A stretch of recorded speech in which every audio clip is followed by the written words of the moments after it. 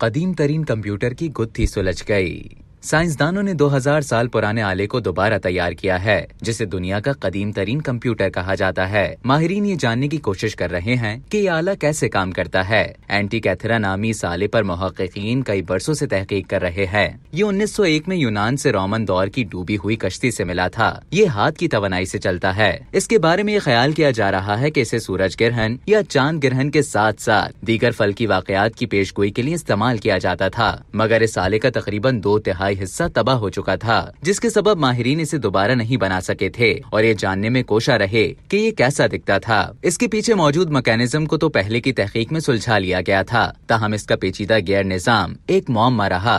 मगर अब university college London के साइंसदानों का ख्याल है कि उन्होंने 3D कंप्यूटर मॉडलिंग की मदद से इसका पजल सुलझा लिया है। अब उन्हें उम्मीद है कि वो जदीद मवाद इस्तेमाल करते हुए इस आले का हूबहू नमूना बना लेंगे।